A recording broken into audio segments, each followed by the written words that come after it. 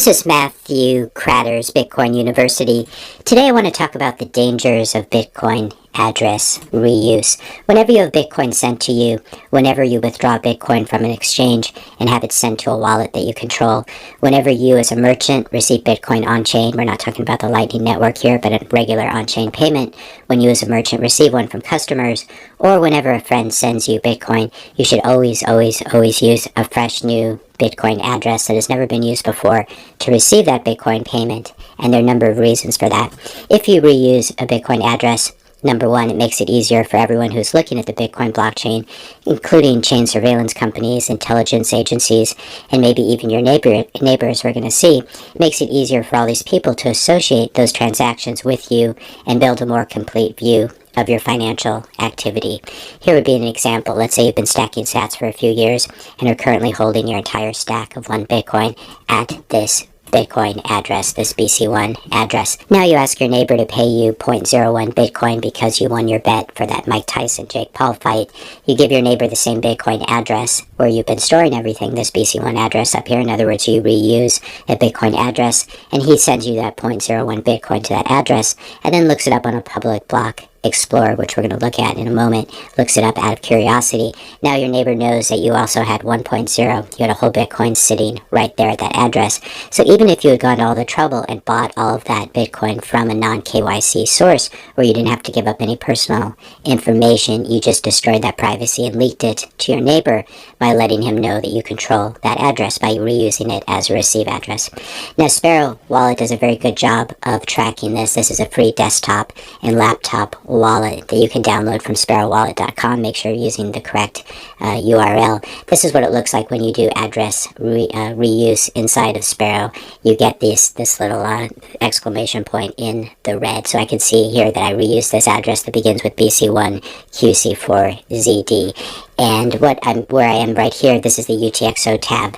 So Bitcoin does not use the account system, as we're going to see. It uses UTXOs. These are unspent transaction outputs. If we look at the balance of this wallet, what the wallet does is it aggregates all those UTXOs and tells me that I own 45,000, or I control 45,000 sats in this wallet, which is currently about $41. But that 45,000 sats is actually comprised of these 3 UTXOs, and 2 of them are reusing the same Bitcoin address. We have 10,000 sats here, 15,000 sats, and 20,000 sats. So that's what it looks like on Sparrow. We can now take these Bitcoin addresses and we can use a public block explorer. You probably should not use a public one, as I'm about to do, if you have significant amounts of money there, because someone could correlate your IP address with that Bitcoin address. This is one reason it's better to run your own instance of mempool.space, but that's a whole nother discussion. Basically here we're going to be using mempool.space. We're going to put in the search box up here, we just put this Bitcoin address, and we can see what this looks like on chain. You can see I've received 10,000 sats yesterday right here, and 15,000 sats right here to the same Bitcoin address. It's now holding 2 UTXOs and is holding a balance of 25,000 sats, about $22, $23. Now that other address down here that was not reused, this one ending in GEJS, that has 20,000 sats, we can look that up on the Block Explorer and see what it looks like. And we can see my 20,000 sats sitting there, 1 UTXO, and we can see that it's been received right here. This is the input on the left side. The sender sent me some sats and then sent someone else some sats. This is actually coming, actually I'm not going to tell you where it's coming from because I don't want to add any more to the chain surveillance companies. But this is what it looks like on chain. The nice thing about Sparrow allows you to generate probably billions of new Bitcoin addresses for each wallet. I can't remember the exact number, but it's in the millions or billions. And it lets you know right here, if you go in the Receive tab, here's a Bitcoin address for this wallet. This has never been used. There's a green check mark here. When I do use it, I can put a label in here. And we can, if we look up this Bitcoin address on the Block Explorer ending in 05SH, let's take a look at what that looks like. We can see here that's never been used before. This is a completely fresh receive address, and it has no connections, it has no history. So that's what things look like on chain. As we said, chain surveillance companies work hard to de-anonymize Bitcoin addresses and associate them with real people in the world. So when you reuse a Bitcoin address, you're not just hurting your own privacy, you're also hurting the privacy of other Bitcoiners by shrinking the anonymity set of Bitcoin addresses. If you're finding this video helpful so far, I just ask you to help to support the channel. Hit the subscribe button, that really does help. Leave a like, leave a comment, question, suggestion for a future video. Share this video with a friend or family member. So in terms of de-anonymizing the other Bitcoiners when you reuse addresses, here's a simplified example. Let's say that there are 4 of us under the chain surveillance microscope or being observed by these companies.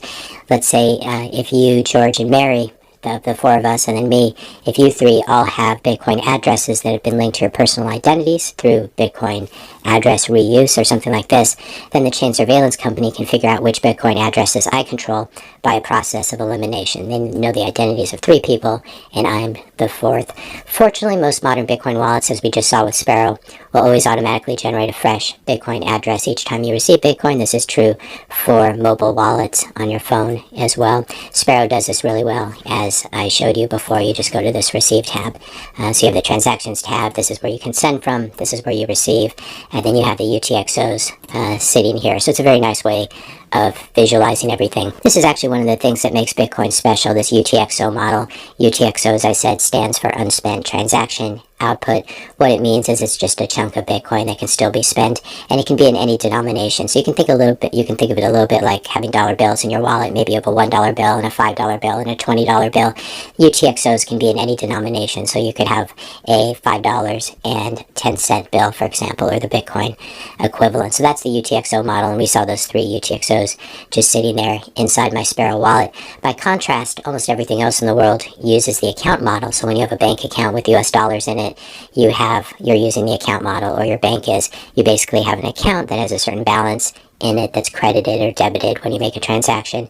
This is the same model that Ethereum chose to use, a very bad design choice, this account model where you have a balance and everything goes through that balance, and this can leak a tremendous amount of privacy.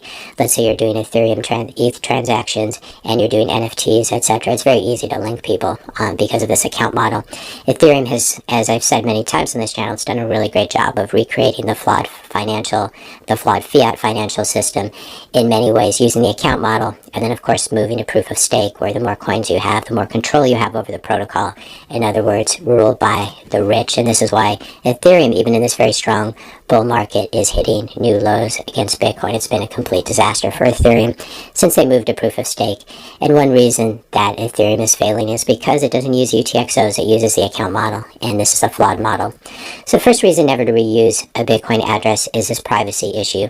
But there's a second reason as well that involves security, and not a lot of people are aware of this.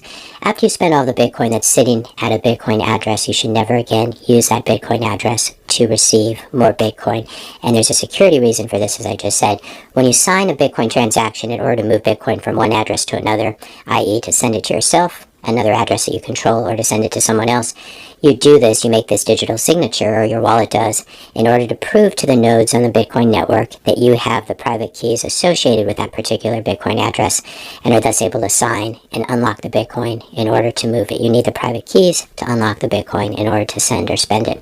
Now when you do this, when you make this signature, your private keys are not exposed to the internet or to the blockchain, and that's one reason we use a hardware wallet like the Cold Card, for example, to keep our private keys off the internet. So your private keys are not exposed, but your public key associated with that Bitcoin address and your digital signature, of course, are recorded on the blockchain. And again, this is necessary so that Bitcoin nodes all around the world can verify that your signature is legitimate and follows the Bitcoin rules, and that you can prove that you really do control this Bitcoin address and thus be allowed by the network to send it. So when you receive Bitcoin into an address that you control, all that anyone can see is a hash of your public key. That's when you receive into a fresh address. But when you send Bitcoin from an address that you control, people can see your public key for that address, since it's recorded on the blockchain for everyone to view as part of that transaction along with a digital signature. And here's why that's a problem. In the future, with powerful quantum computers, people could use those quantum computers to reverse engineer your private keys from that public key that has been posted on the blockchain. But if you have spent all the Bitcoin that was sitting at that address, those private keys derived from the public key won't do them any good, because there's going to be nothing left sitting at that address to steal. Again, this is not a concern today or next year or probably even 5 years from now, but it could become a concern in the future, and at some point we're definitely going to need to add quantum-resistant Bitcoin addresses and signatures to Bitcoin. This is not a problem. This can easily be done. Probably involves a hard fork of some sort, though, or at least another contentious soft fork. Then everyone will need to move their coins to these new protected addresses, and I should restate that I don't think something like this would be that contentious, because people would want this sort of quantum protection, quantum resistance in the form of certain addresses. Side